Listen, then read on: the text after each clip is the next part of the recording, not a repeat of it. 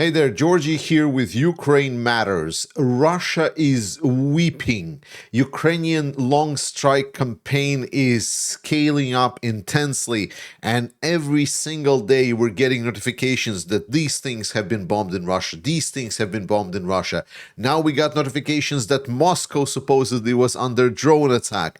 It is becoming quite intense, and Ukraine is scaling up their attacks even more. We're gonna discuss what Ukraine has attacked lately. Beyond that, Germany has announced where the mass of their massive rearmament budget will go, and Russia is recruiting Indians with increased intensity to fight for their aggressive cause. This news and more in today's Ukraine Daily News Show. Let's begin. And just half a second briefly on UN, because I know people will be asking about Trump statements and etc. etc. It doesn't matter. UN is a non-organization. It doesn't influence anything. It's useless. Trump can change his opinion on a dime. We're just going to wait until Witkoff will fly the next time to Moscow, and then we're going to get in this shitty loop once again. It's all doesn't matter. I will cover US when it really matters and brings benefits to Ukraine, such as whenever there's Europeans buying weapons from United States. But that's about it. For political commentary, you should focus watching the channels that are focusing on the US political commentary. I'm focusing on Ukraine. Boy, oh boy, what to begin with? Well, Russia has been pummeling Crimea. They have destroyed additional Panzer S-1 system in Crimea. There has been also destroyed a couple of helicopters, another radar that is worth about 100 million. Again, just Crimea is a complete nightmare for Russia. I will not stop repeating this, and the fact that it's continuously bleeding air defense assets is just fantastic, and this is just another day reporting on that. Yes, that's the radar installation that was hit, and there is obviously video, and there is actually a follow-up video of some Russians filming those Ukrainian struck helicopters that basically nothing is left of them. There's just like an empty field with some of the metal pieces laying around. It's pretty crazy that nothing is left of those helicopters. So yeah, Crimea is becoming, well, I mean, it's not becoming, it already is. It's a total nightmare for Russia. But the same goes for the oil refineries.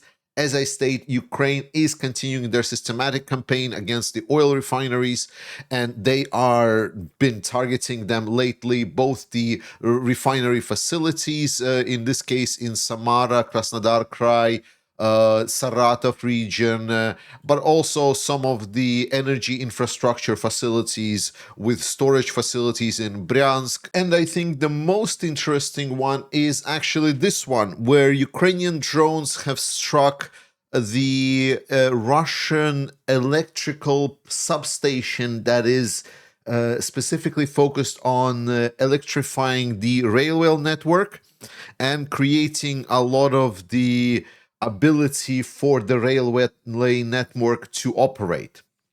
And it's interesting because, as some people explained, this is actually somewhat hard for Russia to repair, and it could be the case that if Ukraine puts a lot of effort in targeting these types of stations, then this can cause potentially a collapse of the Russian railway network altogether. Some OSINT analysts have estimated that there would need to be around 70 of them taken out for the whole system to start crumbling. Specifically, the OSINT analyst Zelenskyi, who has been very meticulous in lining out the key objectives for Ukraine to strike if they would be interested in taking out the Russian railway network infrastructure. So I will leave a link to the map if you would like to study it and understand it a bit more. And here is the Breaking Ruski's account. Go follow him if you're on Shitter. Germany has stated where they will spend the money of the 80 billion, an insane rearmament budget, and it will be in Europe. There was a big discussion whether or not it will be investments into European defense producers or it will be purchases of the US weaponry. Now we know a little bit more details, and only about 8% of the 80 billion will go towards the United States purchases. The rest will be investments into defense manufacturing in Europe and Germany specifically. This is fantastic news, and it absolutely solidifies Europe as the next upcoming military powerhouse. I mean, there's jokes to be made here that we ask Germany to please rearm themselves, and when Germany finally does, well, they will remind us why it is specifically Germany that you need to be worried about when it gets armed. That is my hope, because I believe in democracies with big guns. So let's do it. Let's rearm Europe. And with that news, I would like to also recommend the MilitaryRated YouTube channel that goes in depth about what would it mean for US to lose the European weapons market. He has like series of these videos where he goes and in depth looks at specific areas in which if Europeans stop purchasing from United States, how big of a losses it would be for the United States. We got a bit of an update on the Russian A-50 reconstruction program. As you remember, Ukraine was successfully able to hit a lot of these Russian A-50 planes that were like essentially the AWACS analog planes from Russia, the early warning radar planes. And Russia had very few of them. They were built in the Soviet Union, and in general, Russia lost the technology to build them. Yet, with so many lost, it was expected that Russia will spearhead research into that direction, so they regain the capability of building these planes just because how crucial they are, especially now, as we covered already in this video, with Ukraine increasing the ability of their long-range drone and missile strikes. But surprise, surprise, corruption, incompetence is the main headline in modern Russia, and this is turning to absolute money sink, a long-term project with uncertain deliverables at uncertain times. This is a fantastic news for Ukraine, so we should not expect that in the coming near perspective, Russia will be able to build these A-50 planes once again. Unfortunately, terrorist state is still being a terrorist state, and recently Russia launched another massive attack, and that massive attack unfortunately didn't come without the casualties. 2 people killed, 36 injured, and we also get reports that Russia used the double tap tactic to attack and kill and wound fast responders as well. Russia is a terrorist state, and it never stops proving it every single day. It is so obvious that even the United Nations have recognized that what Russia is doing is crimes against humanity and war crimes, and that Russia is not a good state at all. But as I started from the beginning of this video, what will UN do about it? Well, nothing. But it's a damning report by the UN Commission itself. So there we go.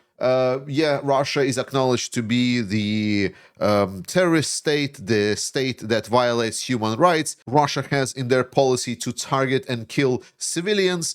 Yeah, well, okay, let's continue on. It is still part of the UN Security Council. So we'll just carry on, I guess. Russia is actively using foreign recruits and have launched a new campaign in India to recruit people to fight in their aggressive war. The unfortunate situation right now is that Russia is using money as a motivator for their own military, and they recognized that actually there is a lot of other countries where they can use money as a motivator to recruit people, and because their current tactics are pretty simplified, basically they're using chaff as their military, just to draw an arrow on the map and send them that way by the groups of 2-3 people. I mean, you don't need to have extensive training, language knowledge, complicated tactics, or anything like that to work on these things. Ukraine does not have the resources. It doesn't have European countries buying Ukrainian resources en masse and paying obscene amounts to Russia, so Russia can use that money to fight a war against Europe.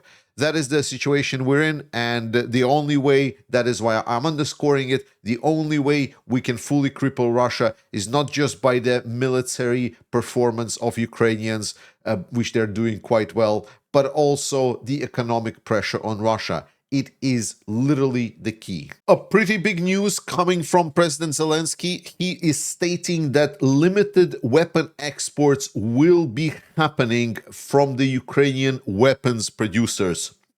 Massive news. This has been talked in and out in various defense circles. Everyone was eager to finally get their hands on some of that Ukrainian technology.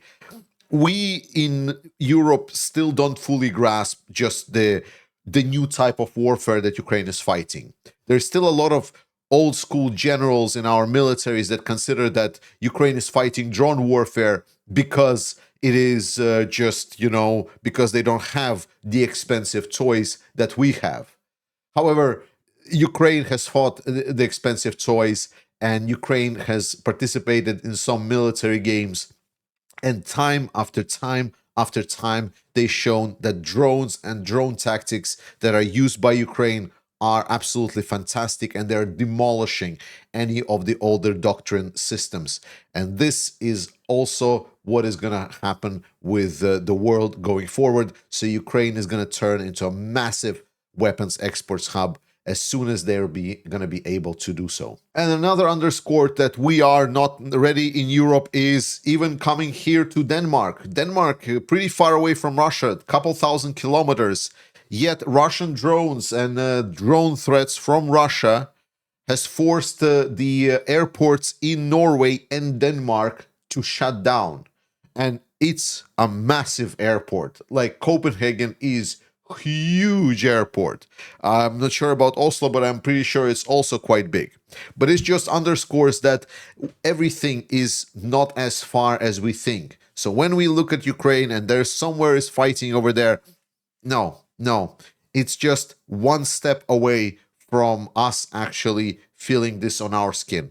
So this is already not a warning. This is already a blinking red light. Moldova is a principal country for Russia because this is part of their political near imperial project, right? Russia really wants to take over Ukraine, and they want to take over Moldova because this is considered their core territory, so to say, in their imperial mindset. Even Baltics, to be honest, you could say that they could be considered as part, but to be honest, for a lot of people, Baltics kind of drifted away pretty fast. Do they want to still kill a lot of the people in the Baltics? Oh, for sure, but they don't consider the Baltic territory as their core part. It's more about their conquest part.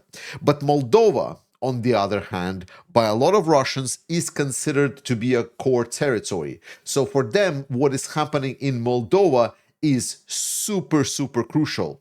And Russia has been spending quite a lot of money. It is equivalent to about 1% of Moldovan GDP. Just think about this. So there is an enemy country that wants to disrupt your elections, and they're spending about 1% of your GDP. Look at your country's GDP and look at your budget for the year, and then consider how much it is. So Moldova is fighting a lot with these Russian tactics, and recently they've actually arrested over 70 Russian agents inside of Moldova in the upcoming elections at the end of September. So we will be looking to see whether or not pro-European parties stay in power. It's going to be a tough sell. Russia is going to be using a lot of money. They're going to be buying votes. They are preparing to the unrest, and they're trying to prepare and set the stage for anything to disrupt the Moldova's further ascendancy to the European Union. And finally, I want to finish by taking a look at the Russian military, what it is right now. And we start with irony already, because in the front here is the guy, and he has a Russian flag on his cap, and it says on the flag, "We are not abandoning our brothers," so to say. And which is ironic, because we definitely know that Russia do. There's like countless hundreds and thousands of videos of Russians just abandoning other Russians. There's also stories from the front line. So it's like, it's been the statement that has been proven and time again to be false. So that's a good start already. What you should pay attention to is look at the age of the guys that are fighting, look at the state of the guys, look at their teeth, look at how they look and act, and most importantly, you can see what they're using. So this is the very typical way how Russia right now is advancing on the front line. So you see, it's a very light equipment. They have maybe Kalashnikov and like a little bit of equipment. They don't even have like massive backpacks even. So whenever there's an attack, they're very lightly armed. Also, look at the helmets. Fantastic helmets, by the way. Yeah, look at this guy. Professional military. Yeah, Second World military. But this is how they're advancing. They're just riding on these motorcycles, and they're trying to rush as much as they can, and hopes that there is not going to be enough drones in the area to absolutely destroy them. And more importantly, the fact that they're not having a lot of equipment underscores how much drone warfare has advanced. Because what they're doing is they are indeed riding forward without expecting to have a lot of equipment with them. So they're expecting the drones to later come and bring the equipment to their positions. And another aspect you will see here is that almost no anti-tank weapons. That is exactly when I said that if Ukraine will adapt to these new tactics that Russia is using to have some certain vehicles like heavy armor to respond fast to these assault groups, then they will have no real ability to fight them, as they just don't have the anti-tank weapons, period. Thank you so much for watching this video. It's been quite intense couple of last days, and the next ones will be intense as well. So sorry for missing the video yesterday, but it's all in good point, that there's a good point behind it. We are preparing to launch the big thing. I know I've been delaying it a lot, but it's well worth it. You will absolutely see that it is. In any case, trust in Ukrainian armed forces, support the Ukrainian armed forces. I love you. Slava Ukraini, and I will see you next time.